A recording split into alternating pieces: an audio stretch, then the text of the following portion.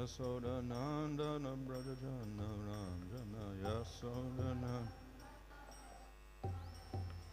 Jamunatira Vanachari Jamuna Jaya Radha Madhava Kunja Vihari Jaya Radha Madhava Kunja Vihari Hare Krishna Krishna Krishna Hare Hare Hare Rama Rama Rama Hare Hare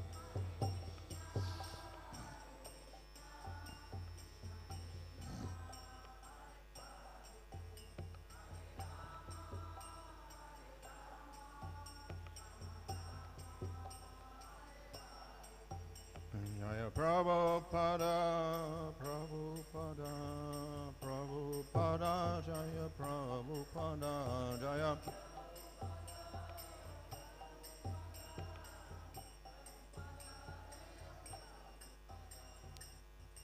Jaya Om Vishnu Bhagavatam Rajakacharya, also the C-suite AC, Bhakti Vedanta Swami Srila Prabhupada Ki Jai, Namacharya Just Thakur Ki Jai. Prem Sagaho Sri Krishna Chaitanya Prabhu Nityananda Sri Advaita Gadadhar Shri Gaur Bhakta Vrinda Ki Jai Sri Radha Krishna Gopa Govida Shama Kunda Radha Kunda Giri Govardhan Ki Jai Sri Vrindavan Dham Ki Jai Navadvip Dham Ki Jai Gang Jamuna Tulsi Bhakti Devi Ki Jai Ananda Koti Vaishnava Vrinda Ki Jai Samavetta Bhakta Vrinda Ki Jai Go Premanandi. All glories to assembled devotees, all glories to assembled devotees, all glories to assembled devotees, all glories to Sri Guru and Sri Guranga, all glories to Srila Prabhupada. Om Namo Bhagavate Vasudevaya. Om Namo Bhagavate Vasudevaya. Om Namo Bhagavate Vasudevaya. Namo Om Vishnu Padaya Krishna Bhashtaya Bhutale Shrimate Bhaktivedanta Swami Niti Namane Namaste Saraswata Deve Gauravani Prachadane Nirvashesha Shunyavadi Pasatadesha Tadane Sri Krishna Chaitanya Prabhu Nityananda Sri Advaita Gadadhar Shivasri Gaur Bhakta Vrinda Hare Krishna Krishna Krishna Hare Hare Hare Rama Rama Rama Hare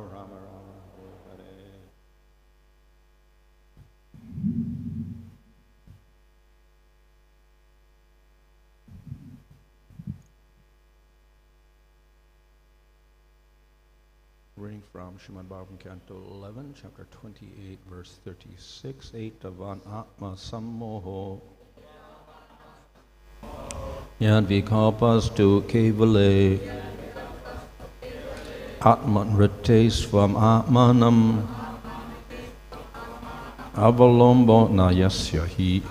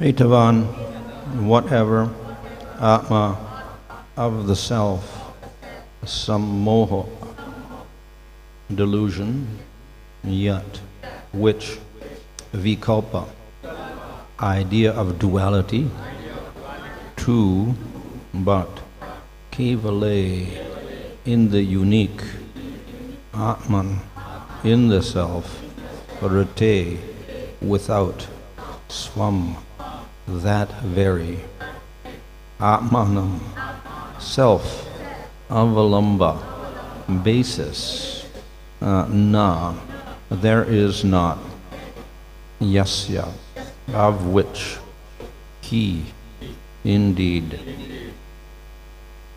Translation: whatever apparent duality is perceived in the self is simply the confusion of the mind. Indeed, such supposed duality has no basis to rest upon apart from one's own soul.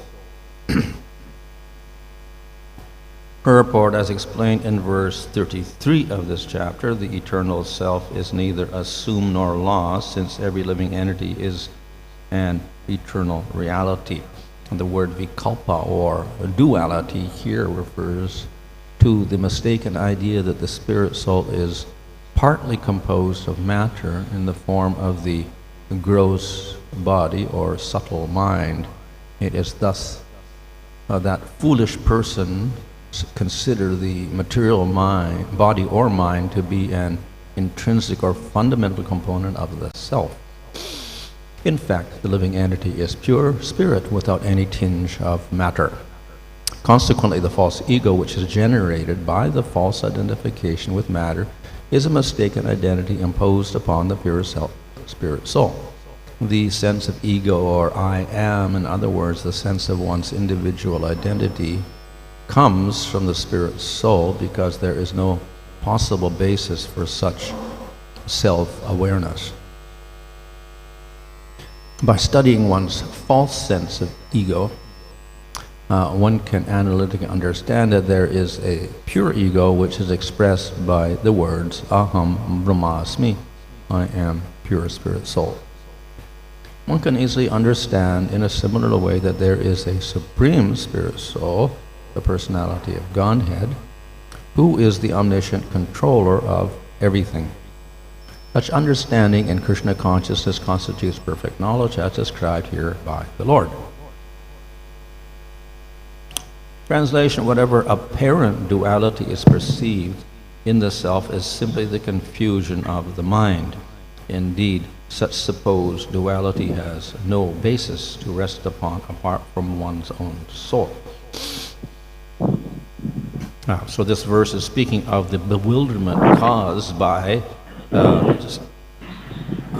duality. இங்கே இருமையினால் ஏற்படும் திகைப்பை பற்றி இந்த பதத்தில் விளக்கப்பட்டுள்ளது. So literally duality means two. இருமை என்றால் இரண்டு என்று பொருள்படும். Now of course the soul under illusion does not see two, he sees one. மாயையில் இருக்கும் ஆத்மா இரண்டை பார்ப்பதில்லை, ஒன்றாகத்தான் பார்க்கிறது. And that is, he sees the body as the self. அது இந்த உடல்தான் சுயம் என்று கருதுகிறது. But from the other perspective, the actual perspective, we see that the body and the self are quite different. ஆனால் உண்மையில் உடலும் சுயமும் வெவ்வேறானவை என்பதை நாம் புரிந்து கொள்கிறோம். So to perceive the body as different from the self, that is not illusion, that's reality. எனவே உடல் சுயத்திலிருந்து வேறுபட்டது என்று புரிந்து கொள்வது மாயை அல்ல, அதுவே உண்மையாகும். But when we confuse the two and we think the body is the soul, this is where we have sammohaḥ or illusion. ஆனால் குழப்பத்தினால் உடல்தான் ஆத்மா என்று நாம் கருதினால் இதுதான் மாயை அல்லது சம்மோகம் என்று அழைக்கப்படுகிறது. And that illusion itself is based upon consciousness. அந்த மாயை உணர்தலின் அடிப்படையில் ஏற்படுகிறது. Because consciousness says I am the body, so that idea that I am the body, that consciousness there is an aspect of the soul itself. நான் இந்த உடல் என்று நம்முடைய உணர்வு தான் நமக்கு புகட்டுகிறது. எனவே இது ஆத்மாவிலேயே புதைந்துள்ள ஒரு கருத்தாக இருக்கிறது. So ultimately the illusion is caused by the mistake of the ātman or the jiva. இறுதியாக இந்த தவறானது ஆத்மாவினால் தான் ஏற்படுகிறது. In that sense we can say the jiva is contaminated with ignorance. இவ்விதமாக ஜீவாத்மா அறியாமையால் கலங்கப்பட்டுள்ளது என்று நாம் கூறலாம். At the same time, we should not think that the ātma becomes contaminated with matter. அதே சமயத்தில் ஆத்மா ஜடத்தால் கலங்கப்படுகிறது என்றும் நாம் கருதக்கூடாது. Because we also have the expression that the ātma is pure. ஏனென்றால் ஆத்மா தூய்மையானது என்றும் நமக்கு கற்றுத்தரப்பட்டுள்ளது. And the ātma is unchanging.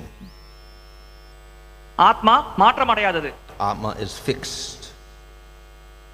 ஆத்மா நிலையானது. So therefore it never changes its essential nature.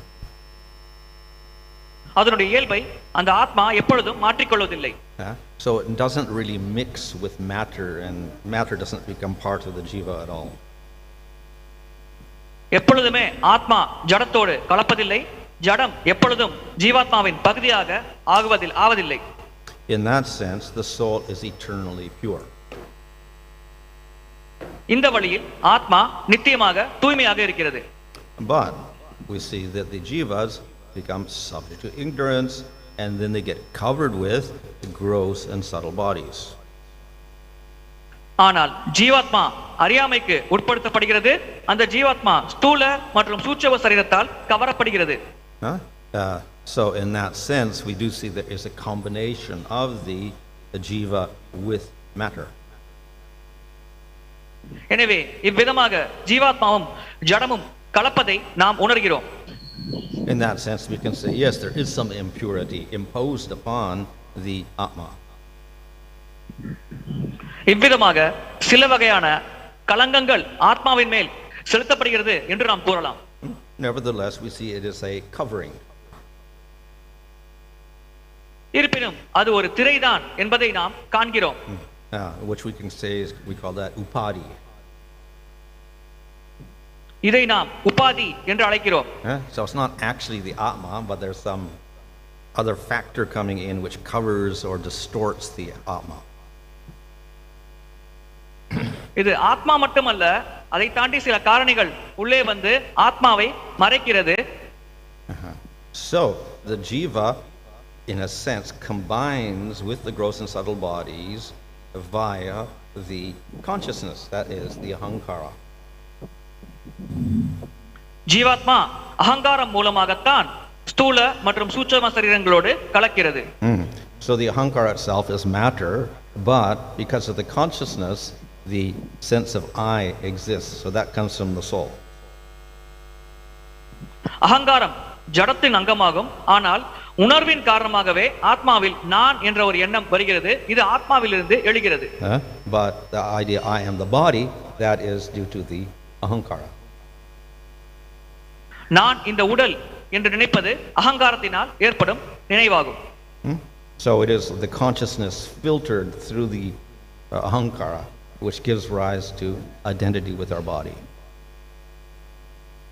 உணர்வு நிலை அகங்காரத்தோடு கலக்கும் பொழுதுதான் நான் இந்த சரீரம் என்ற ஒரு அடையாளத்தை ஆத்மா ஏற்கிறது. So in this way the consciousness becomes quite distorted. இவ்விதமாக அந்த உணர்வானது சிதைக்கப்படுகிறது.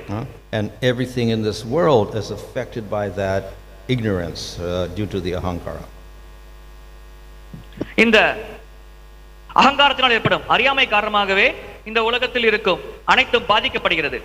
At the same time, it's all due to the ātma. The consciousness of the ātma is present everywhere. அதே சமயத்தில் ஆத்மாவில் இருக்கும் உணர்வின் மூலமாகத்தான் இவை அனைத்தும் நிகழ்கிறது. So it is like having a light, a colorless light, and we put a glass in front of it, let's say a blue glass, then everything becomes blue. வெள்ளை நிற ஒளியை ஒரு நீல கண்ணாடியின் மூலமாக செலுத்துவதன் மூலம் நாம் அனைத்தும் நீலமாக தெரிவதை பார்க்க முடிகிறது. So the light is still there, but it is changed to some degree. The color is different. அங்கே ஒளியானது இருக்கிறது, ஆனால் அதன் நிறம் மாற்றமடைகிறது. So in any case, the influence of the ātma is there. So due to the consciousness, we perceive objects and we're thinking of things, etc. We have knowledge. All this is because of ātma. எப்படி இருப்பினும் ஆத்மாவின் தாக்கம் இருக்கத்தான் செய்கிறது. ஆனால் உணர்வின் காரணமாக நாம் பொருட்களை பார்க்கிறோம், அதை புரிந்து கொள்கிறோம். இவை அனைத்தும் ஆத்மா இருப்பதினால் தான் நிகழ்கிறது. But it's all affected by the ahaṁkara. இவை அனைத்தும் அகங்காரத்தினால் பாதிப்பு அடைகிறது. Which is a type of ignorance. அகங்காரமும் ஒரு வகையான அறியாமையே. So therefore all the consciousness, all the knowledge that a jiva gains in this world is affected by that ignorance. ஜீவாத்மா இந்த உலகத்தில் பெரும் அனைத்து ஞானமும் இந்த அறியாமையால் பாதிப்புக்கு உள்ளாகிறது. So in this way, all the jivas in the material world, due to their karmas, they get gross and subtle bodies, and consequently they're affected by this ignorance. இவ்விதமாக இந்த உலகில் இருக்கும் ஜீவாத்மாக்கள் அனைத்தும் தங்களின் கர்ம வினைகள் காரணமாக ஸ்தூல மற்றும் சூட்சும சரீரங்களை பெறுகிறார்கள். அவர்கள் அறியாமையின் ஆதிக்கத்திற்கு உட்படுத்தப்படுகிறார்கள். So this is one function of maya. இது மாயின் ஒரு வகையான செயல்பாடாகும். That is ignorance. இது அறியாமை. Surprisingly, maya also has another function, vidya, knowledge. ஆச்சரியப்படும் வகையில் மாயைக்கு இன்னொரு செயல்பாடும் உள்ளது, அது ஞானம் அல்லது வித்யா. So though we usually condemn maya as being ignorance, it has another function called vidya or knowledge. வழக்கமாக நாம் மாயை அறியாமை என்று கண்டித்தாலும் அதற்கு இன்னொரு செயல்பாடும் உள்ளது, அது வித்யா அல்லது ஞானம். So in other words, maya has these two aspects, covering up and revealing. வேறு விதமாக கூற வேண்டுமென்றால் மாயைக்கு இந்த இரண்டு செயல்பாடுகளும் இருக்கிறது, ஒன்று மறைப்பது, மற்றொன்று வெளிப்படுத்துவது. So what the vidya does in maya, within maya, the vidya allows the jiva to understand, I'm not the body. இந்த வித்யா அல்லது ஞானமானது மாயையில் செயல்படும் பொழுது அந்த வித்யா ஆத்மா தான் சரீரம் அல்ல என்பதை உணர்வதற்கு உதவியாக இருக்கிறது. So we cannot condemn maya really because it has this knowledge within it. இந்த ஞானத்தை மாயை உள்ளடக்கி இருக்கும் காரணத்தினால் நாம் மாயை கண்டிக்க முடியாது. In other words, though the Supreme Lord produces maya and then the jivas fall into ignorance, that same maya also helps the jiva get out of ignorance. வேறு விதமாக கூற வேண்டுமென்றால் மாயை பரமபுருஷ பகவானினால் ஏற்படுத்தப்படுகிறது, ஜீவாத்மா மாயையால் அறியாமைக்கு உட்படுத்தப்படுகிறது. ஆனால் அதே மாயை மூலமாகத்தான் ஜீவாத்மா ஞானத்தை பெற்று ஒளிக்கு திரும்பி செல்ல முடிகிறது. In other words, built into the material world is a mechanism for getting out of the material world. வேறு வார்த்தைகளில் கூற வேண்டுமென்றால் இந்த ஜட உலக ஏற்பாடானது ஒரு வகையான ஏற்பாட்டின் மூலமாக ஜீவாத்மா இந்த ஜட உலகை விட்டு வெளியேறுவதற்கு உதவியாக இருக்கிறது. So we can never criticize the Lord for manifesting maya in material world, because within there he's given a solution to it also by having opportunity to get out. எனவே பகவான் இந்த உலகத்தில் மாயை வைத்திருப்பதை நாம் குறை கூற முடியாது, கண்டிக்க முடியாது. ஏனென்றால் பகவானே இந்த மாயையிலிருந்து தப்பிப்பதற்கு ஒரு வழியையும் நமக்கு வழங்கியுள்ளார். However, it's not that knowledge is everywhere. இருப்பினும் ஞானம் அனைத்து இடங்களிலும் உள்ளது என்று நாம் கூற முடியாது. It manifests when the jiva becomes sattvic. ஒரு ஜீவாத்மா சத்வீக குணத்தை அடையும் பொழுது அந்த ஞானமானது வெளிப்படுத்தப்படுகிறது. And only when it's a human being who becomes sattvic, then that knowledge will manifest. ஒரு மனித சரீரம் பெற்ற ஆத்மா சாத்விக நிலையை அடையும் பொழுதுதான் அந்த ஞானமானது வெளிப்படுகிறது. And thus a person who is sattvic in nature, then he will appreciate that he's not the body, he is the soul. சாத்வீக இயல்போடு இருக்கும் ஒரு நபர் தான் உடல் அல்ல ஆத்மா என்பதை புரிந்து கொண்டு அதை பாராட்டுகிறார். So this can take place independent of scriptural knowledge. இது சாஸ்திர ஞானம் இல்லாமல் கூட சுதந்திரமாக கூட ஒரு ஜீவாத்மாவில் ஏற்படலாம். But the problem is to get to sattva itself is also a little difficult. ஆனால் பிரச்சனை என்னவென்றால் சாத்வீக குணம் என்ற நிலையை அடைவது கூட சற்று கடினமாக உள்ளது. So most of the people in the world are tamasic and rajasic, and very few are sattvic. இந்த உலகத்தில் பெரும்பாலான மக்கள் தமோ மற்றும் ரஜோகுணத்தின் அடிப்படையில் செயல்படுகிறார்கள். வெகு சிலரே சாத்விக குணத்தின் அடிப்படையில் செயல்படுகிறார்கள். And there's no natural progression by which a person starts out tamasic, then becomes rajasic, then becomes sattvic. It doesn't automatically happen. ஒரு நபர் தமோ குணத்திலிருந்து ரஜோகுணத்திற்கும் ரஜோகுணத்திலிருந்து சத்துவ குணத்திற்கும் முன்னேற்றம் அடைவது தன்னிச்சையாக நடக்கும் செயல் அல்ல. The modes of nature are rather, they look random. Sometimes tamas is brahman, sometimes sattva, sometimes raja, like that. So it's not predictable. இந்த முக்குணங்கள் ஒரு சமயத்தில் ரஜோகுணமாகவும் ஒரு சமயத்தில் தமோ குணமாகவும் ஒரு சமயத்தில் சத்துவ குணமாகவும் செயல்படுகிறது. இதை யாராலும் கணித்து கூற முடியாது. So to help the jivas not leave it to chance to become sattvic, the Lord has devised the varnashram system and karma yoga to, we could say, give a organization by which gradually the jivas can become sattvic.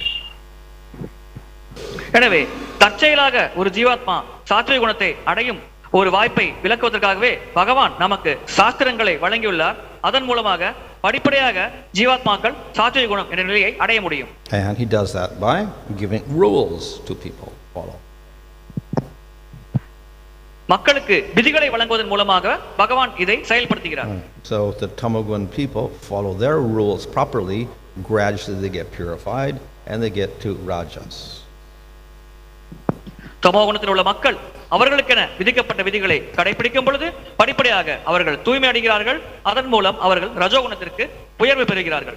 And if the people in Rajagun follow the rules of Kshatriya, etc., then eventually they come to sattva. ரஜோகுணத்தில் உள்ள மக்கள் சாத்விக குணத்தின் விதிகளை கடைபிடிக்கும் பொழுது படிப்படியாக அவர்கள் சத்துவகுணம் என்ற நிலைக்கு உயர்கிறார்கள். So the sattvic people naturally are astika, so they will accept scripture.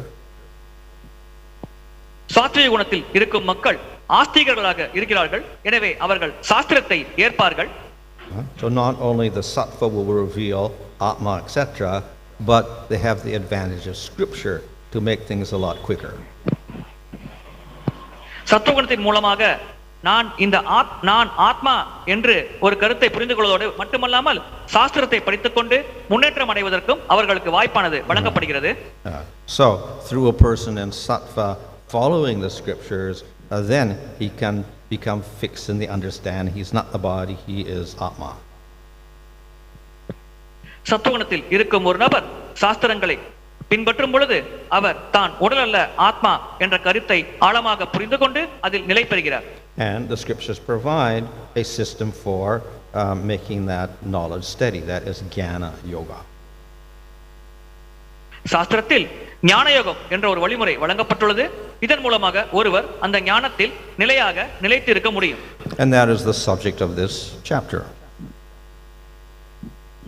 இதுவே இந்த அத்தியாயத்தில் விளக்கப்படும் கருத்தாகும். So the nature of the material world allows one to get up to sattva and realize ātma to some degree, but then the process of jnana yoga will speed up that process and make the person steady in realization of ātma. எனவே இந்த உலகத்தினிலே ஒருவர் சத்துவகுணத்திற்கு முன்னேற்றமடைந்து தான் ஆத்மா என்று உணர்வதாகும். ஆனால் ஞான மார்க்கத்தை அல்லது ஞானயோக மார்க்கத்தை ஒருவர் கடைபிடிக்கும் பொழுது இந்த ஒரு செயல்பாடானது வெகு விரைவாக நடைபெறுகிறது. But we understand here that the person qualified for jnana yoga is the sattvic person. ஆனால் இங்கிருந்து நாம் புரிந்து கொள்வது ஞான யோகத்துக்கு ஒரு தகுதி பெற்றார் என்றால் அவர் சாத்வீகமான நபர் என்பதை நாம் புரிந்து கொள்கிறோம். So a person who's followed karma yoga and becoming sattvic, becoming brahman, then he is qualified for jnana yoga. கர்ம யோகத்தை கடைபிடித்து ஒருவர் சாத்வீக குணம் பிராமணர் என்ற நிலையை அடைந்தால் அவர் ஞான யோகத்தை பயிற்சி செய்ய தகுதி பெறுகிறார். So though Maya itself has within it vidya, we can say it's a little bit rare because it's only with those people practicing jnana yoga that it becomes steady, and the jnana yogis are very rare. மாயை வித்யாவை தன்னுள் ஒரு அங்கமாக வைத்திருந்தாலும் அது ஞான யோகத்தை பயிற்சி செய்யும் யோகிகளுக்கு மட்டுமே எளிதாக பெறப்பட முடிகிறது. ஆனால் ஞான யோகத்தை பயிற்சி செய்பவர்கள் மிக மிக அரிதானவர்களாக இருக்கிறார்கள். Nevertheless, This is, we can say, inbuilt into Maya, material nature or Maya itself, that the opportunity for getting out of the material world is there. இந்த ஜட உலகத்தை விட்டு வெளியேறும் ஒரு வாய்ப்பானது மாயின் ஒரு அங்கமாகவே உள்ளமைக்கப்பட்டுள்ளது. Another observation here is that the process of jnana yoga also is sattvic. இந்த ஞான யோகம் என்ற வழிமுறையும் சாத்வீகமான ஒரு வழிமுறை தான் என்பதையும் இங்கே நாம் புரிந்து கொள்கிறோம். So then we can argue, well, if jnana yoga is sattvic, how can it lead you to liberation which is beyond sattva? இங்கே ஒருவர் வாதிடலாம், ஞான யோகம் சத்வீகமான குணத்தில் அடிப்படையில் இருக்கிறது என்றால் அது எப்படி ஒருவருக்கு இந்த முக்குணங்களை தாண்டிய முக்தி என்ற ஒரு நிலையை வழங்க முடியும் என்று. The answer is that the process of jnana yoga can lead you up to the top of sattva. இதற்கான விடை, ஞான யோகத்தின் மூலமாக ஒருவர் சத்துவகுணத்தின் மிக உயர்ந்த தளத்தை அடைய முடியும். But it cannot give you liberation. ஆனால் அதனால் முக்தியை வழங்க முடியாது. Sattva cannot give liberation in itself. சத்துவகுணத்தின் மூலமாக ஒருவர் முக்தி பெற முடியாது. So in other words, that vidya is there, but that which arises from sattva nature, that is not enough to give you liberation. வேறு விதமாக கூற வேண்டும் என்றால் சத்துவகுணத்தின் மூலமாக ஒருவர் ஞானத்தை பெற முடியும், ஆனால் அந்த ஞானத்தை வைத்துக்கொண்டு ஒருவர் முக்தி அடைய முடியாது. So the liberation can only come about by something beyond the gunas. இந்த முக்தியானது இந்த முக்குணங்களை கடந்த ஒன்றிலிருந்து தான் நாம் பெற முடியும். So what is beyond the gunas? இந்த முக்குணங்களை கடந்து என்ன உள்ளது? We could say Brahman. நாம் பிரம்மன் என்று கூறலாம். So but then if we say, well, Brahman gives the yogi or the jnani liberation, he cannot do so because Brahman has no perception. ஆனால் பிரம்மம் தான் ஒரு ஞானிக்கும் யோகிக்கும் முக்தியை வழங்குகிறது என்றால் உண்மையில் பிரம்மனால் அப்படி செய்ய முடியாது. ஏனென்றால் பிரம்மன் எதையும் புரிந்து கொள்ள முடியாது. Brahman has no mercy. பிரம்மனிடம் கருணை இருப்பதில்லை. Brahman has no idea of another object. பிரம்மனிடம் வேறு ஒரு பொருளை பற்றிய எந்த ஒரு ஞானமும் இருப்பதில்லை. So the only way that jiva gets the liberation is mercy of the Lord. எனவே ஒரு ஜீவாத்மா முக்தி அடைய அதற்கு இருக்கும் ஒரே வழி பகவானின் கருணை மட்டுமே. But we know in jnana the jnanis often offend the Lord. ஆனால் நமக்கு தெரிந்தவரை ஞான மார்க்கத்தில் பெரும்பாலான ஞானிகள் பகவானுக்கு அபராதம் இழைக்கிறார்கள். Say the Lord has no form, no qualities, no activities. பகவானுக்கு வடிவம் இல்லை, குணங்கள் இல்லை, செயல்கள் இல்லை என்று அவர்கள் கூறுகிறார்கள். So then the Lord will never be merciful to them. இதன் காரணமாக பகவான் எப்பொழுதுமே அவர்களிடம் கருணையை காட்டுவதில்லை. So they'll never get liberation. எனவே அவர்களுக்கு எப்பொழுதுமே முக்தி கிடைக்காது. So only the jnani who does not offend the Lord and worships the Lord gets the mercy of the Lord. எந்த ஒரு ஞானி பகவானுக்கு அபராதம் இழைக்காமல் பகவானை வழிபடுகிறாரோ அந்த ஞானியே பகவானின் கருணையை பெறுகிறார். And thus the jnani who really wants liberation must also worship the Lord without offense. எனவே முக்தியை விரும்பும் ஒரு ஞானி பகவானையும் அபராதமின்றி வழிபட வேண்டும். And then by that mercy the person gets liberation. பகவானின் கருணை மூலமாக அந்த நபருக்கு முக்தியானது வழங்கப்படுகிறது. So in this way, by jnana from sattva plus the mercy of the Lord through worship of the Lord, a person can get liberation from the world. எனவே சத்துவகுணத்திலிருந்து பெறும் ஞானத்தின் மூலமாகவும் பகவானின் கருணை மூலமாகவும் ஒருவர் பகவானிடமிருந்து முக்தியை பெற முடிகிறது. So Maya has a vidya aspect, but it cannot give liberation in itself. மாயிடம் வித்யா அல்லது ஞானம் என்ற ஒரு பண்பும் உள்ளது, ஆனால் மாயையால் முக்தியை வழங்க முடியாது. Yeah. So we observe through this that only the mercy of the Lord gives liberation. இதிலிருந்து நாம் புரிந்து கொள்வது பகவானின் கருணை மூலமாகவே ஒருவரால் முக்தி அடைய முடியும். And mercy of the Lord comes through bhakti. ஒருவன் பகவானின் கருணையை பெற பக்தி மார்க்கத்தை கடைபிடிக்க வேண்டும். So why do we have to do jnana at all? Just do bhakti, we get liberation. எனவே நாம் ஏன் ஞான மார்க்கத்தை பின்பற்ற வேண்டும்?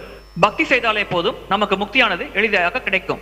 And the answer is yes. So we'll find so many statements in Bhagavad Gita, Bhagavatam and other scriptures that say that by doing bhakti you get liberation. இது உண்மைதான் என்பதை பகவத்கீதை படிக்கும் பொழுது நம்மால் புரிந்து கொள்ள முடிகிறது. பல இடங்களில் பக்தியின் மூலமாக ஒருவர் எளிதாக முக்தி பெறுகிறார் என்பதை பகவத்கீதையில் உறுதி செய்யப்பட்டுள்ளது. So the advantage of bhakti is you don't have to be qualified by sattva. பக்தியின் ஒரு சாதகமான விஷயம் என்னவென்றால் பக்தியை செய்ய ஒருவர் சத்துவகுணம் என்ற ஒரு தகுதியை பெற்றிருக்க வேண்டிய அவசியமில்லை. And thus a person in any guna can practice bhakti and he can get liberation. எந்த குணத்தில் இருக்கும் ஒரு நபரும் பக்தியை பயிற்சி செய்து முக்தியை அடையலாம். So therefore bhakti is a much easier and quicker way to get liberation than jnana. எனவே பக்தி மார்க்கம் ஞான மார்க்கத்தை விட வெகு எளிமையாக வெகு விரைவாக நமக்கு பலனை அளிக்கிறது. So bhakti or pure bhakti is nirguna. It is beyond the gunas. பக்தி அல்லது தூய பக்தி நிர்குணம் அல்லது முக்குணங்களுக்கு அப்பாற்பட்ட நிலையில் உள்ளது. And very easily the Lord can award liberation. பகவான் வெகு எளிதாக ஒருவருக்கு முக்தியை வழங்க முடியும். So therefore not necessary to practice jnana to get liberation. We can just do bhakti. எனவே முக்தி பெற ஒருவர் ஞான மார்க்கத்தை கடைபிடிக்க வேண்டிய அவசியமில்லை, பக்தி செய்தாலே போதும். In fact, just by namabas, even accidental chanting of the name, you can get liberation. ஒருவர் நாம அபாஸ் என்ற நிலையில் தற்செயலாக புனித நாமத்தை உச்சரித்தால் கூட அவருக்கு முக்தியானது எளிதாக கிடைக்கிறது. So that sounds a little bit astonishing. இது கேட்பதற்கு ஆச்சரியப்படும் வகையில் உள்ளது. So when Haridas Thakur quoted a verse that says just by namabas you can get liberation, and then one brahmana said, "Oh, that's ridiculous. How can that be?" Haridas Thakur நாம அபாஸ் நிலையில் ஒருவர் ஜபம் செய்தால் கூட அவர் எளிதாக முக்தி அடைவார் என்று கூறிய பொழுது ஒரு பிராமணர் அதை மறுத்து கூறினார். இது சாத்தியமில்லை, இது எப்படி நடக்கும் என்று கேட்டார். Gyanis and yogis, they must practice for many years and then they get liberation. ஞானிகளும் யோகிகளும் பற்பல ஆண்டுகள் பயிற்சி செய்த பிறகே அவர்களுக்கு முக்தியானது கிடைக்கிறது. Liberation is not so cheap. Anyone can get it.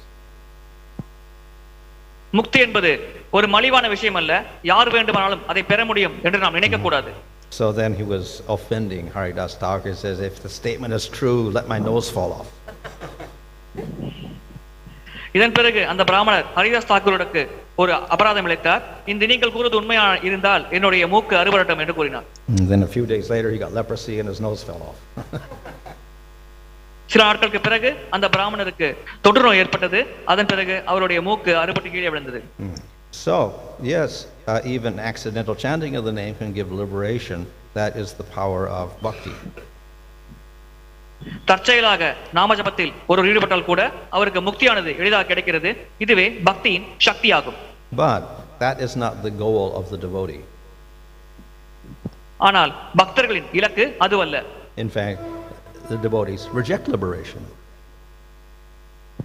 உண்மையில் பக்தர்கள் முக்தியை நிராகரிக்கிறார்கள். So the devotees aspire for prema. பக்தர்கள் பிரேமை என்ற இலக்கை அடைய ஆசைப்படுகிறார்கள். And that prema is much rarer than liberation. அந்த பிரேமை முக்தியை விட மிக மிக உயர்ந்த நிலையில் உள்ளது. So we don't get prema by namabas. நாம் நாம அபாஸ் என்ற நிலையில் நாம ஜபம் செய்வதன் மூலமாக பிரேமையை அடைய முடியாது. But on the path to prema, automatically the devotee becomes liberated from the material world. ஆனால் பிரேமை என்ற இலக்கை அடையும் மார்க்கத்தில் ஒருவர் பயணம் செய்யும் பொழுது பக்தர் தன்னிச்சையாகவே முக்தியை அடைகிறார். So the lesson we learn from this, that the process of bhakti yoga is the way of achieving the results of jnana, but the devotee actually is not interested in that, and it's a very secondary result of his practice of bhakti. இதிலிருந்து நாம் புரிந்து கொள்ள வேண்டியது, பக்தி யோகத்தை பிடிப்பதன் மூலமாகவே ஒரு ஞான மார்க்கத்தில் அடையப்படும் அனைத்து பலன்களையும் எளிதாக அடைய முடியும். ஆனால் பக்தர் இது போன்ற விஷயத்தில் ஆர்வம் கொள்வதில்லை. பக்தரை பொறுத்தவரை இது அவருக்கு இரண்டாம் பட்ச விளைவாகும். So all of the illusion ceases through the practice of bhakti itself, without the assistance of jnana. ஒருவரிடம் இருக்கும் அறியாமை, மாயை அனைத்தும் பக்தியின் மூலமாகவே அளிக்கப்படுகிறது. இதில் ஞானத்தின் உதவியானது தேவையில்லை. Hare Krishna.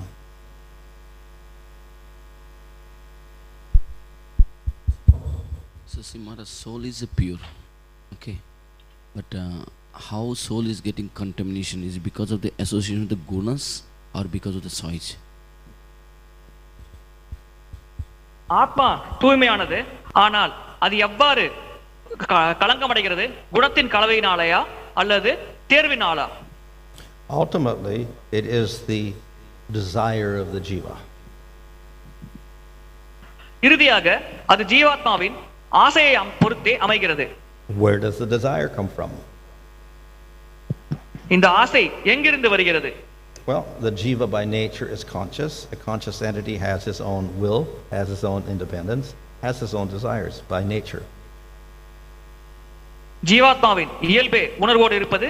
உணர்வோடு இருக்கும் ஒரு உயிர்வாளி அதற்கென தனிப்பட்ட ஆசைகள், தனிப்பட்ட சுதந்திரமானதை கொண்டுள்ளது. Why does he desire to enjoy matter? அந்த ஜீவாத்மா ஜடத்தை அனுபவிக்க வேண்டும் என்றும் கூட ஆசைப்பட வாய்ப்புள்ளது. Jivas are subject to ignorance. They can make mistakes. ஜீவாத்மாக்கள் அறியாமைக்கு உட்படுத்தப்பட்டுள்ளது. எனவே ஜீவாத்மாக்கள் தவறளிக்க கூடும். Some jivas eternally choose the Lord. No problem. They're the nityasiddhas. சில ஜீவாத்மாக்கள் நித்தியமாக பகவானை தேர்ந்தெடுக்கிறது. அதனால் அவர்கள் நித்தியமாக பகவானின் சேவையில் ஈடுபடுத்தப்படுகிறார்கள். Some jivas choose matter. They're the nityabaddhas. சில ஜீவாத்மாக்கள் ஜடத்தை தேர்வு செய்கிறார்கள். அவர்கள் நித்திய பக்தர்கள். So it's because the nature of the jiva is tatastha that some will choose one way, some will choose the other way. ஜீவாத்மாவின் இயல்பே ததாஸ்த சக்தி என்ற காரணத்தினால் ஒரு சிலர் பகவானை தேர்ந்தெடுப்பார்கள், ஒரு சிலர் மாயையை தேர்ந்தெடுப்பார்கள். So once the jiva chooses to enjoy with independently, then he gets association of gunas, association with the bodies, ahaṁkara, etc. All that comes as a result of his desire to enjoy independently. ஒரு ஜீவாத்மா சுதந்திரமாக அனுபவிக்க வேண்டும் என்று ஆசைப்பட்ட உடனேயே அதற்கு ஸ்தூல சரீரம், சூட்சும சரீரம் போன்றவை வழங்கப்படுகிறது. குணங்களோடு தொடர்பு ஏற்படுகிறது. சுதந்திரமாக அனுபவிக்க வேண்டும் என்ற ஆசை ஏற்படுகிறது. See, when you say that the jiva choice, jiva choosing, one jiva choosing to the Lord and one jiva choosing to this material world and to enjoy independent of the Lord. But when that we say the choice, definitely there is some kind of experience that jiva had then before that. Okay, I like that. Without that experience, how he will have choice?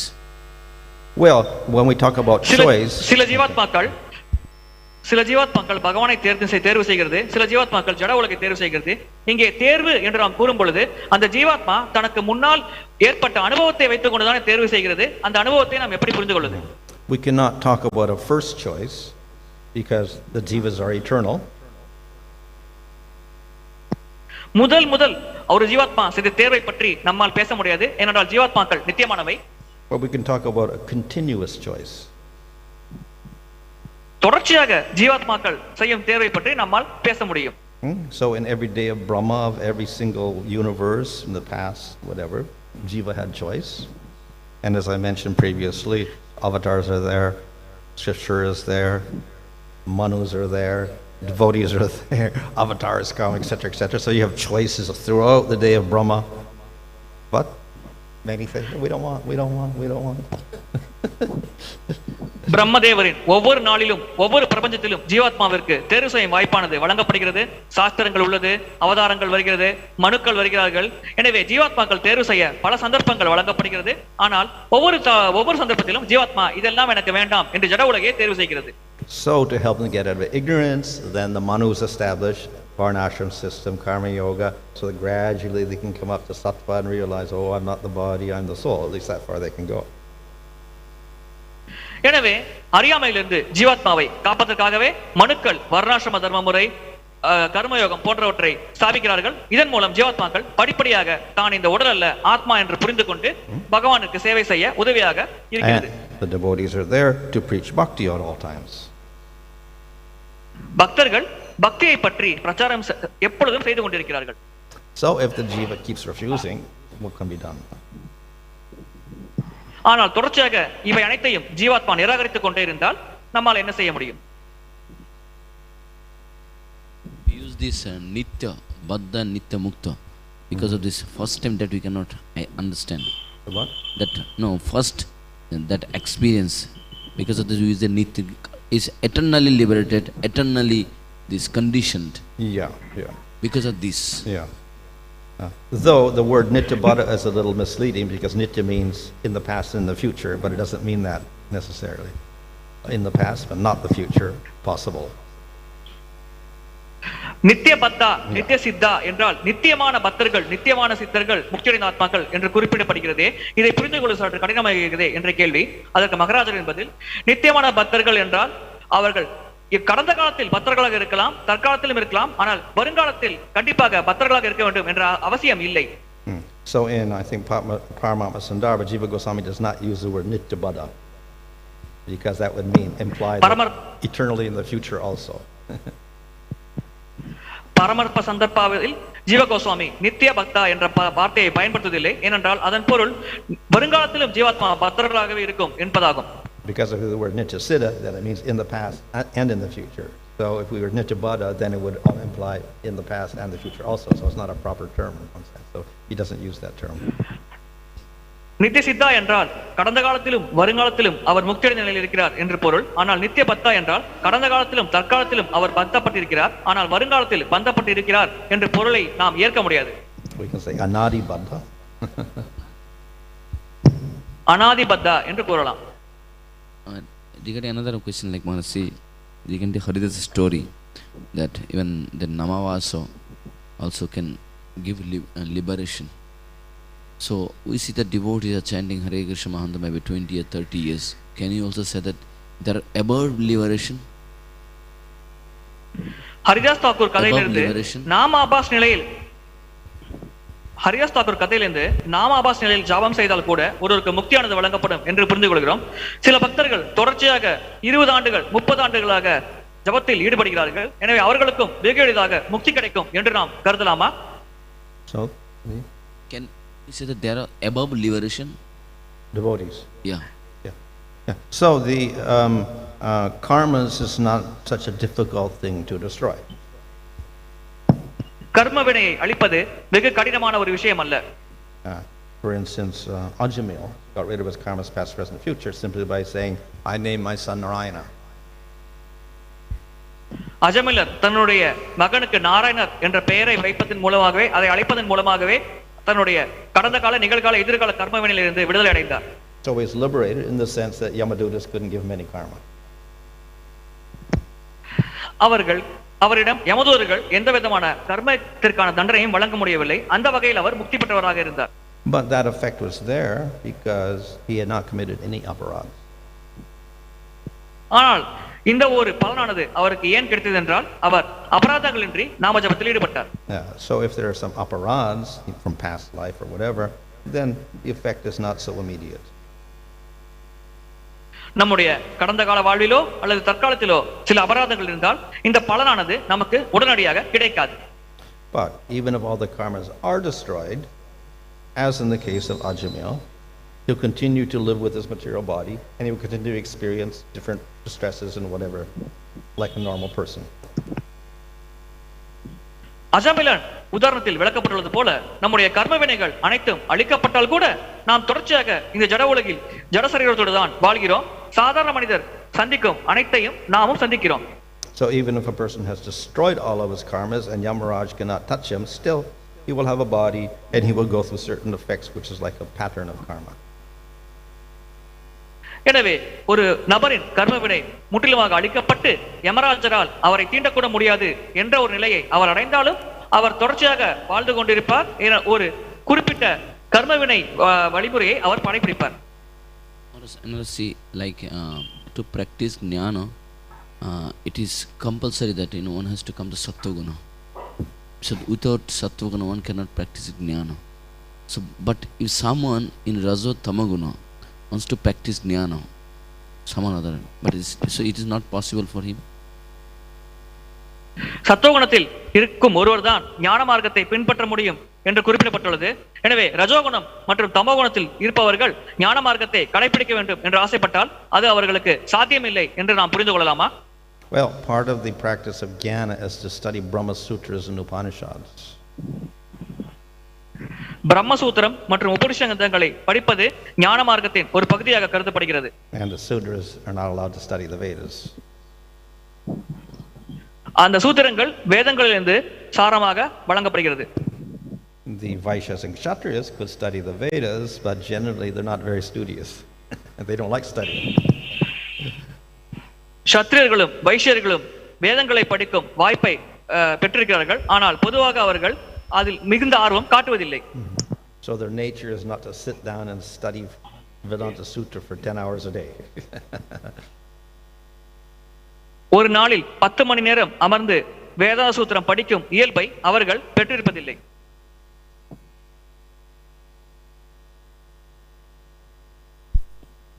Maharaj, you mentioned that one can reach Satogun even without scriptures. Can you explain with an example how is that possible? சத்துவகுணத்தை ஒருவர் சாஸ்திரங்களின் உதவி இல்லாமலே அடைய முடியும் என்று நீங்கள் கூறினீர்கள். இதை ஒரு உதாரணத்தோடு விளக்க முடியுமா? Well, it is possible in the sense that if you were to reach it by some way or other, let's say you lived in a society which was sattvic by nature or something, not necessarily following varnashram, but they were sattvic. People were not violent, not eating meat, etc., whatever. Then naturally people would be sattvic. But இது எப்பொழுது சாத்தியம் என்றால், நீங்கள் ஒரு சத்வீக குணம் நிறைந்த சமுதாயத்தில் சத்வீகமான மக்களோடு வாழும் சந்தர்ப்பத்தை பெற்றால், அந்த இடத்தில் மக்கள் யாரும் மாமிசம் உண்ணாமல் சாத்வீக குணத்தோடு இருந்தால் அந்த வகையில் இது சாத்தியமாகிறது. And thus we'll find in various parts of the world where they're not following varnashram system, there may be sattvic people there. இதன் காரணமாக உலகத்தின் பல பகுதிகளில் அவர்கள் வர்ணாசிரம முறையை கடைபிடிக்காவிட்டாலும் கூட மக்கள் சாத்வீக குணத்தில் இருப்பதை நம்மால் பார்க்க முடிகிறது. Of course it's small, but nevertheless there is a few sattvic people within any society. இவர்களின் எண்ணிக்கை மிக மிக குறைவுதான். இருப்பினும் எந்த ஒரு சமுதாயத்திலும் ஒரு குறிப்பிட்ட எண்ணிக்கையுடைய மக்கள் சத்துவ குணத்தில் இருக்கிறார்கள். And you'll see that reflected in society, will be reflected in religions. Religions will have a rajasic level, they'll have a sattvic level, tamasic level. இது சமுதாயம் மற்றும் மதங்களில் கூட பிரதிபலிப்பதை பார்க்க முடிகிறது. சில மதங்கள் தமோ குணத்தில் இருக்கிறது, சில மதங்கள் ரஜோ குணத்தில் இருக்கிறது, சில மதங்கள் சாத்வீக குணத்தில் இருக்கிறது. But it is more methodically established if we have a varnashram system where the rules are laid out systematically for people in different gunas. ஆனால் வர்ணாசிரம முறையை ஒழுங்காக கடைபிடித்து அதன் விதிகளை பின்பற்றும் பொழுது இது ஒரு ஒழுங்குமுறையோடு ஸ்தாபிக்கப்படுகிறது. Maharaj, you were explaining that how Nitya Baddha is not a very accurate word. So in 15th chapter Bhagavad Gita and 16th verse, Kṛṣṇa uses the word Shara. He explains that there are two types of living entities. Shara. So he uses the word Shara, which Prabhupada translates as fallible. So how does that word communicate the actual sense? When we say Nitya Baddha, at least he has been bound till now. So how do we understand that word Shara with? நித்தியபத்தா என்ற வார்த்தை சரியான வார்த்தையில்லை என்று நீங்கள் கூறினீர்கள். பகவத்கீதை 15வது அத்தியாயம் 16வது ஸ்லோகத்தில் பகவான் ஷரா என்ற வார்த்தையை பயன்படுத்துகிறார். எனவே அந்த வார்த்தையை பயன்படுத்துவது எந்த அளவுக்கு சரியானது? பிரபுபாதர் இதை பற்றி விளக்கம் தந்துள்ளாரே, இதை பற்றி நீங்கள் சற்று விளக்கமாக கூற முடியுமா? So that word has no specific indication of time in it. அந்த வார்த்தையில் காலத்தை பற்றிய எந்த குறிப்பும் இல்லை. Whereas the word nitya definitely has a time aspect in it. Nithya என்ற வார்த்தையில் காலம் என்பது ஒரு அங்கமாக இருக்கிறது. And the usual meaning nitya means no beginning, no end. வழக்கமாக நித்தியம் என்றால் ஆரம்பம் மற்றும் முடிவு இல்லாதது என்று பொருள்படும். But when we use the word nityabada, yes, we no beginning to the bondage, but can have an end to the bondage. So the meaning is a little bit different. When we say nityasiddha, no beginning, no end to the liberated state. So it's different. So there's a little bit of a problem in using the same term together when they have different meanings. ஆனால் நாம் இந்த நித்யா என்ற வார்த்தையை நித்திய சித்தர்கள் என்று பயன்படுத்தும் பொழுது அவர்கள் ஆரம்பம் மற்றும் முடிவு இல்லாமல் சித்தர் என்ற நிலையில் தான் இருக்கிறார்கள் என்று பொருள்படும். ஆனால் நித்திய பத்தா என்று நாம் பயன்படுத்தினால் ஆரம்பத்தில் அவர்கள் பக்தர்களாக இருந்தார்கள், இப்பொழுதும் இருக்கிறார்கள், முடிவில் அவர்கள் முக்தி அடைய வாய்ப்புள்ளது என்று ஒரு பொருள்படும். எனவே இங்கே சற்று வேறுபாடானது இந்த பொருளின் இந்த வார்த்தையின் அர்த்தத்தில் இருக்கிறது. This question is with respect to your lecture on Prabhupada Disappearance Day, where you were mentioning about that we, as the society is changing, we need to modify our communication so that they still feel that this knowledge, this education, spiritual education is relevant to them. We are experiencing that despite so much effort being put in, we have this exhibition, we have devotees sitting and explaining, but still the end of the day, how many people come back for a course is handful. We may have 400, 500 inquiries, but at the end of the day, we get only 30 or 60 people coming for the program. So, when you were explaining about communication, I was just thinking, what does it really imply in our current times? Yesterday, I met one educationist.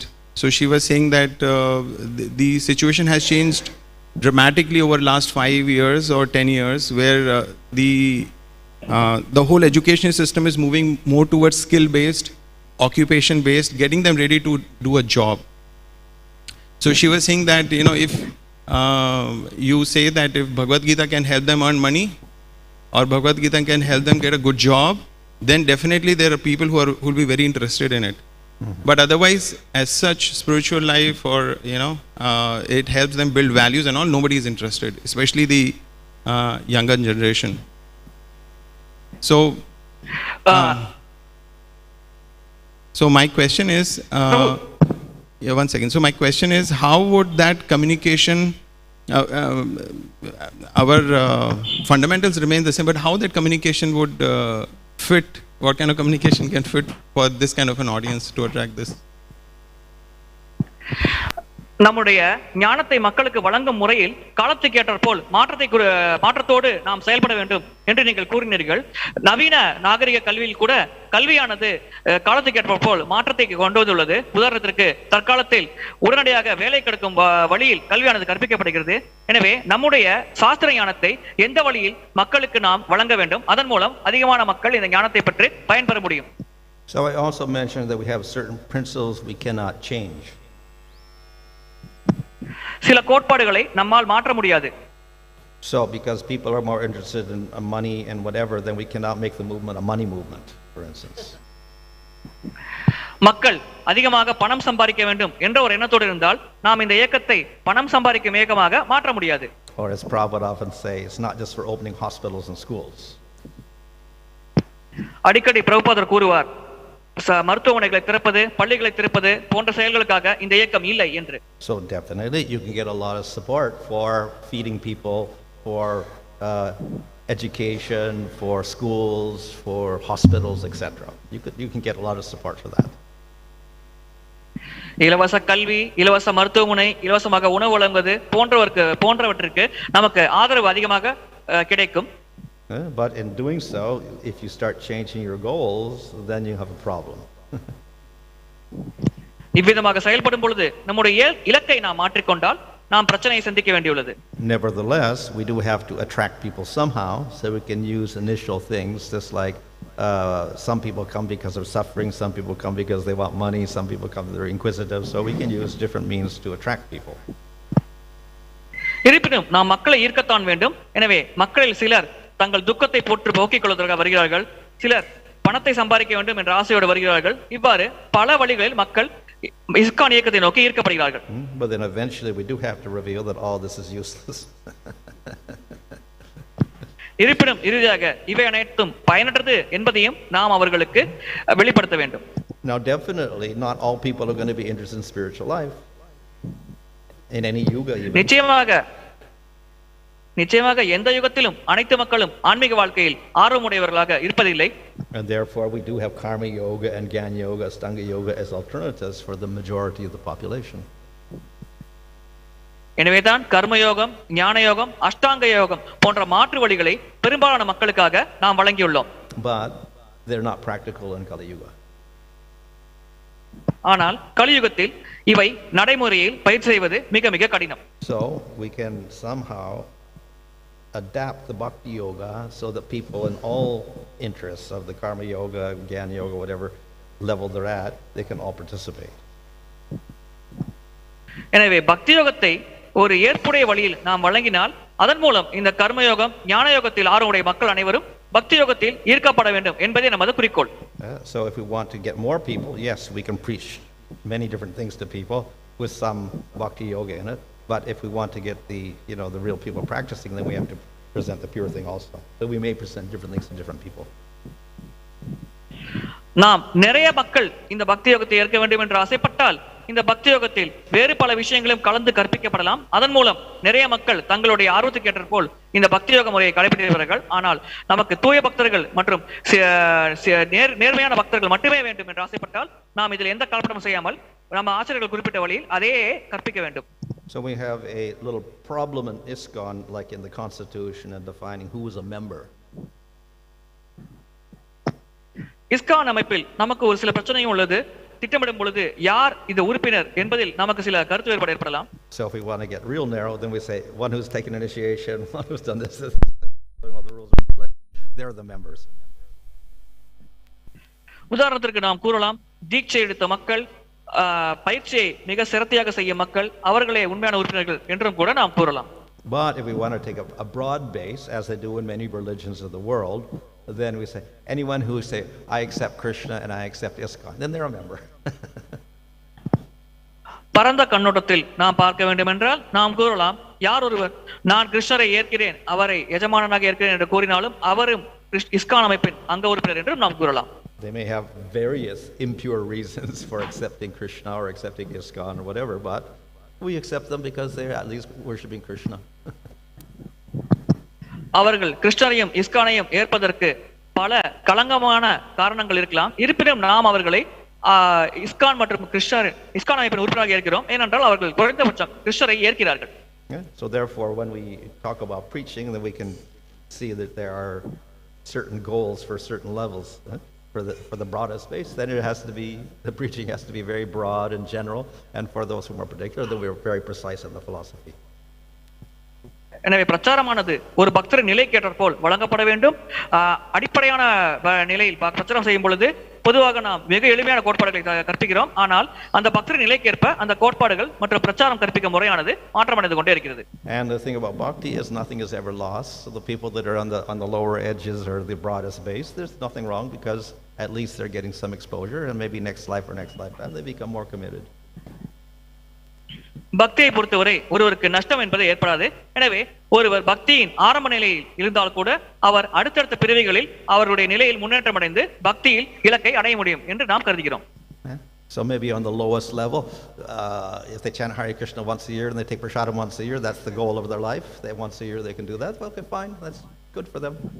Then next lifetime they progress, whatever like that. So மிக தாழ்ந்த நிலையில் இருப்பவர்கள் ஒரே ஒரு முறை ஹரே கிருஷ்ண மந்திரத்தை ஜபித்து பிரசாதத்தை ஏற்கொண்டால் கூட அது போதுமானது. ஏனென்றால் வருடத்துக்கு ஒரு முறை செய்தால் கூட அவர்கள் படிப்படியாக பக்தியில் முன்னேற்றம் அடையும் வாய்ப்பானது அவர்கள் பெறுகிறார்கள். Online questions, please. Hare Krishna Maharaj, this is Swarna Madhav Das. We have 100 plus participants online. We have, I think, quite a lot of questions. How much time? I don't know. Just we request you to just answer a few questions. First question is from Kalanidhi Das. If Atma imparts consciousness to Ahankara and Ahankara is material, how does its material experience get transferred to Atma? And then how can we claim that Atma is never contaminated by matter? அகங்காரத்திற்கு ஆத்மாவிடமிருந்து உணர்வு பெறப்படுகிறது என்று கருதினாலும் அகங்காரம் பௌதிகமானது. எனவே பௌதிகமான ஒன்று ஒரு அனுபவத்தை வைத்துக்கொண்டு எப்படி ஆத்மாவானது மாற்றத்திற்கு உட்படுத்தப்படுகிறது, அவ்வாறு இருக்கையில் நாம் எப்படி ஆத்மா தூய்மையாக இருக்கிறது, அசுத்தம் அடைவதில்லை ஜடத்தினால் என்று எப்படி கூறுகிறோம்? But the consciousness of the ātma pervades the body and the mind and the ahankara, etc. So it's via that medium of the consciousness that we get ahankara or senses or whatever knowledge penetrating to the atma through the medium of its consciousness. ஆத்மாவானது இந்த உணர்வை இந்த உடல் மனம் அனைத்து இடங்களுக்கும் தருகிறது. எனவே இந்த உணர்வின் மூலமாகத்தான் நாம் அந்த அகங்காரத்தை பெறுகிறோம். How that consciousness does that is difficult to understand because science itself will not be able to explain it. ஆனால் இதை இந்த உணர்வு எப்படி செய்கிறது என்று புரிந்து கொள்வது மிக மிக கடினம். ஏனென்றால் விஞ்ஞானத்தால் கூட இதை பற்றி சரியாக விளக்க முடியவில்லை. But the nature of consciousness, it can pervade the body. ஆனால் உணர்வின் இயல்பே அது இந்த மொத்த உடலுக்கும் உடலிலும் பரவியுள்ளது. Unfortunately, that consciousness is affected by ignorance. ஆனால் துரதிர்ஷ்டவசமாக அந்த உணர்வானது அறியாமையால் பாதிப்புக்கு உட்படுத்தப்படுகிறது. So all of the information that the atma gets is affected by this ignorance and the identifying enjoyment as enjoyment of the body, etc. எனவே இதன் காரணமாக ஆத்மா பெறும் அனைத்து தகவல்களும் அறியாமையின் அடிப்படையில் வழங்கப்படும் தகவல்களாக இருக்கிறது. இதன் காரணமாகவே ஆத்மா இந்த உலகத்தை அனுபவிக்க வேண்டும், ஜட உடலை வைத்துக் கொண்டு அனுபவிக்க வேண்டும் என்று கருதுகிறது. Thank you, Maharaj. Then this question from YouTube: how to overcome offensive mentality? அபராதம் செய்ய வேண்டும் என்ற எண்ணத்திலிருந்து எப்படி மீண்டெழுவது? Well, offense ultimately is due to non-acceptance of the Supreme Lord and non-acceptance of Bhakti and non-acceptance of devotees. பரமபுருஷ பகவான் பக்தி மற்றும் பக்தர்களை ஏற்காத காரணத்தினால்தான் அபராதமானது ஒருவரிடம் ஏற்படுகிறது. So if we accept them all nicely and seriously, then we won't commit offense. நாம் இவை மூன்றையும் நேர்மையாக ஏற்றுக்கொண்டால் நாம் அபராதம் இழைக்க மாட்டோம். Thank you, Maharaj. This is from Sureshwar Srinivas Prabhu.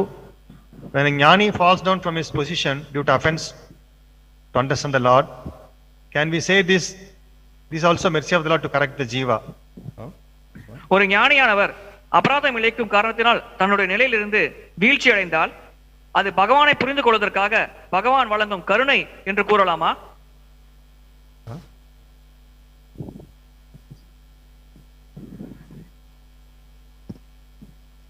Maharaj, the question is, when jnani falls down from his position due to offense while understanding the Lord, can we say this is the mercy of the Lord to correct the jiva? Well, like I guess we can say the mercy of the Lord is to kill the demons or whatever like that, in one sense. Of course, the offense just has its natural result, that's all also. Well, we don't have to call it mercy, but it has this result. அபராதத்திற்கு இந்த விளைவு இருக்கிறது, ஆனால் பகவானின் கருணை என்று கூற முடியாது. அசுரர்களை கொல்வது போன்ற செயல்கள் மூலமாக பகவான் கருணை வழங்குகிறார் என்று கூறலாம், ஆனால் இந்த இடத்தில் அவ்வாறு நாம் கருத முடியாது. The follow-up question on the same thing: is the destination awarded according to the degree of offense? ஒருவரின் இலக்கு அவருடைய அபராதத்தின் தன்மைக்கு ஏற்றாற் போல் வழங்கப்படுகிறதா? Degree of offense. If based on the degree of offense, is the destination awarded? Oh, yeah.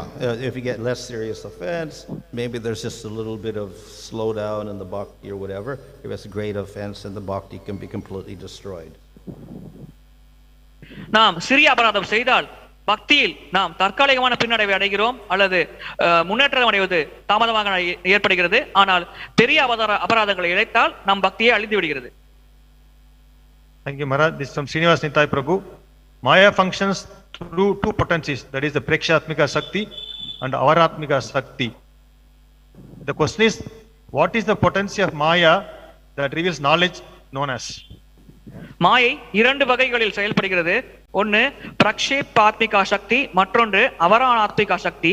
அவ்வாறு இருக்கையில் மாயை எந்த சக்தியின் மூலமாக ஞானத்தை வெளிப்படுத்துகிறது? Question is, what is this, the potency which reveals the knowledge, what is it called? What is the potency by which Maya reveals the knowledge to devotees? That is What the is it question. called actually? What is it called actually? What is it called? Vidya. We have Vidya. avidya, avidya and vidya are the two functions of Maya. வித்யா என்ற சக்தியின் மூலமாகவே மாயையானது மக்களுக்கு அறியாமையை விலக்கி ஞானத்தை வழங்குகிறது. Okay, this is from Sridevi Gaurangi Mataji. Some ISKCON speakers actually preach that we need to be in Sattva-guna to practice Bhakti. But we heard just now that Bhakti is independent of gunas. Can you please clarify? இஸ்கானில் சில பிரச்சாரகர்கள் நாம் பக்தியை பயிற்சி செய்ய வேண்டும் என்றால் சத்துவகுணத்தில் இருக்க வேண்டும் என்று குறிப்பிடுகிறார்கள். ஆனால் இதற்கு ஒருவர் ஒரு பட்டியலோடு நல்ல குணத்தின் ஒரு பட்டியலே கடைபிடிக்க வேண்டியிருக்கிறது. இதற்கு தங்களின் விளக்கம் என்ன? Well, can start bhakti in any position, so therefore we say striyo vaisasya sudras tepiyanti parangatim. If it was only people in sattva, we could say only Brahmins can go to Kṛṣṇa, but we don't say that. பக்தியை நாம் எந்த நிலையில் வேண்டுமானாலும் பயிற்சி செய்யலாம். நாம் பிராமணர்கள் மட்டுமே அல்லது ஞானம் பெற்றவர்கள் மட்டுமே பகவானை அடைய முடியும் என்ற ஒரு பெரும்பாலான கூற்றை ஏற்பதில்லை. Now, sattva may be favorable for bhakti. சத்துவகுணம் பக்திக்கு சாதகமான ஒன்றாக இருக்கலாம். Because we have sense control, non-violence, so many things there which are favorable. ஏனென்றால் அங்கே நமக்கு புலனடக்கம், அஹிம்சை போன்ற பல நல்ல விஷயங்களை கடைபிடிக்க வேண்டியுள்ளது. But sattva guna saguna, and it binds you also to the material world. ஆனால் சத்துவகுணமும் ஒரு குணமே, அதுவும் நம்மை இந்த பௌதிக உலகத்தில் கட்டுண்ட நிலையில் வைக்கிறது.